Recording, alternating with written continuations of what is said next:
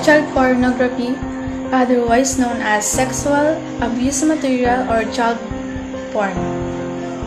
So, child pornography explores children for sexual stimulation or sexual assault of a child.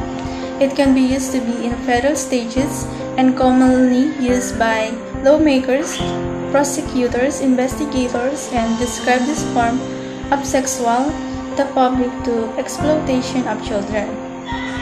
So, ang child pornography is ito po yung mga bata pa na pinapagawa yung mga bagay na malalaswa na kung saan pinagkakakitaan ng ibang tao or mismong magulang kapalit ng malaking halaga na kung saan labag sa batas at alam nating makakasira ito sa imahe ng isang bata. Ang child pornography ay kalimitang produkto ng kahirapan na kung saan sa gawain ito mabilis kang kumita ng malaki. Kalimitan mga foreigner ang nagpapagawa nito para sa kanilang pansariling satisfaction. A pleasant morning to everyone. My name is Micaela Krisha Andy Baera, and this is my report about increased number of cases of child pornography during COVID-19 pandemic. Sexual offenders have exploded to the coronavirus disease 2019, COVID-19 pandemic, leading a surge in online child pornography transactions during the lockdown, according to the study by Anti-Money Laundering Council. Dahil sa pandemic, mas lalong tumataas ang bilang ng child pornography dahil sa kawalan ng trabaho ng iilan. Ginagamit nila ang mga kabataan sa maling paraan para lang kumita ng pera. What is the primary cause of child pornography? The people behind the prevalence of child pornography are in the middle age who have strong sexual attraction towards children, and it is called pedophiles. Many of them ask for pictures or videos so that they can feel their longing for children in exchange for some large of money. Which is why some people are blinded by the money from them. And the global pandemic comes in. It is caused by the loss of our economy in our country, and also we are one of the countries that did not recover immediately. Many have lost their jobs, especially those families have small incomes. What are the common jobs stopping this pandemic?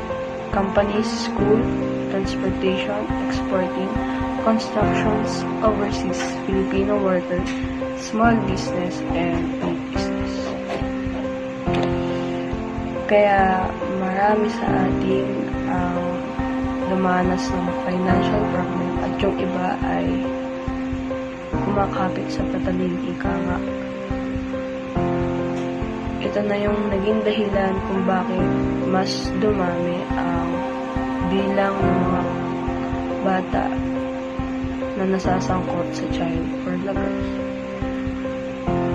And according to UNICEF Country Representative Lotas Silvano, child pornography is $1 billion industry, and Filipino children are the ones being traded and exploited online. Children who are made to perform sex acts in front of a web camera will never get their child back. We must all work together to protect our children. And that's all. Thank you. Technology and its impact to child pornography. The internet is both a source of hope and a source of concern of our children. There is a small percentage on the internet could be considered inappropriate for children, and that percentage is highly visible and contentious. We can't deny the fact na napakalaki ng advantage kapag ang bata ay exposed sa technology, nakakapag-fit in sila sa modern world.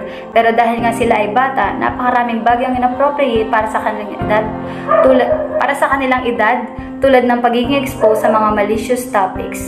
The term harmful to minors is defined as material that appeals to a prurient interest in nudity, sex, or excretion, depicts, describes, or represents in a patently offensive way with respect to what is suitable for minors. Although technology and public policy can help, an effective framework for protecting children from inappropriate sexually explicit materials and experiences on the internet will necessitate a well-balanced mix of educational, technical, legal, and economic elements that are tailored to various circumstances that exist in different communities. Ang isang example ko po dito ay yung kids mode, kagaya po sa YouTube. Napakalaking bagay po na meron nun ang isang bata kapag po sila ay exposed sa technology. Kasi nalilimitahan yung mga bagay na pwede nilang mapanooran at nawawala po dun yung mga malicious contents na harmful para sa kanila. Yun lang po. Thank you. Impact of child pornography to the victims. Physical injuries and pain, somatic response, headache, stomachache. Physical injuries happens kapag yung victims hindi niya ginawa yung pinag-uutos ng suspect, dahil doon sasaktan siya ng paulit-ulit upang gawin at mapilitang gawin yung pinagagawa ng suspect. Halimbawa na lang, mga physical injuries, mga pasa, pananakit ng tiyan, ng ulo, mga iba't iba pang physical na pananakit upang gawin nila yung gusto nung suspect. Emotional, feeling of shame, unworthiness, anger, and confusion, having anxiety, depression, post-traumatic stress disorder, PST, including nightmares and flashbacks. Emotional injuries happens kapag tumatak sa isip dahil nga dun sa mga ginawa sa kanya, tumatak sa isip niya yung mga pangyayaring yun. Dahil doon, nahihiya na siya humarap sa ibang tao dahil nga dun sa nangyari, o kaya hirap na siya magtiwala, galit sa sarili, at pagtataka kung bakit nangyari yun sa kanya. Having anxiety, tsaka matinding depression dahil nga sa nangyaring trauma about sa kanya. Tsaka hirap sa pagtulog dahil sa pag-iisip na paano at bakit yung ginawa sa kanya. Health, having a disease like transmitted disease, have a difficult establishment, a healthy relationship, self-stimulation, and suicide ideation and attempt. Having disease like sexual transmitted disease, yun ay makukuha sa mga taong may sakit na pwedeng maipasa during sex, o kaya naman ni pagtatangkang pagpapakamatay, pag-iisip kung paano kikitilin ang sariling buhay dahil sa kahihiyan, takot, at pagkawala sa isip dahil sa mga ginawa sa kanya ng suspect. Ways on how to avoid or deal with child pornography. Be aware of grooming tactics used by predators. Educate yourself on the characteristics of predators. Build a strong and supportive relationship with your child. Teach your child about body safety, boundaries, and consent, and the facets of healthy relationships. Tune and be aware of who is interacting with your child in physical, at school, during sports, at church, or where they hang out, and virtual spaces. Online, during gaming, using apps or texting. Parents play major role in avoiding child pornography because they will teach their children on what to limit on their body. They should teach their children on how they will protect their body. They should also teach children the limitation in interacting, especially to adults. It is better to teach them before their adolescence period, when they get curious about certain things. To avoid child pornography, we should be properly educated on how to deal with someone with our body and mind. Good day, everyone. Today I will discuss the law related to child pornography and its penalty.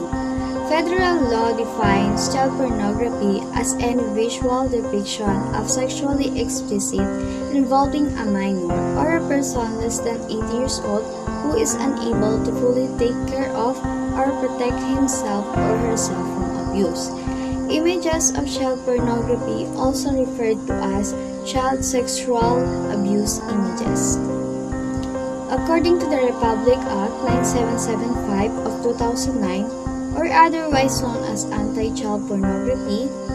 Any person found guilty of violating the law, such as produce, direct, manufacture, or create any form of child pornography, offer, transmit, sell, distribute, broadcast, promote, export, or import any form of child pornography, intentionally provide a venue for the commission of prohibited acts such as private room, a parent or legal guardian permitted their children to commit child pornography, and willfully access and possess any form of child pornography. In short, kung sino po yung gumawa, gagawa, nagpakalat o nagbenta ng masaselang litrato o video ng mga bata shall suffer imprisonment of reclusion perpetua o 30 years na pagkakakulong, reclusion temporal 12 to 20 years, prison mayor 6 to 12 years, prison correctional 6 months to 6 years, arresto mayor 1 to 6 months, and the penalty of 100,000 but not more than 5 million in accordance with the acted crime and the person involved. And that's all. Thank you.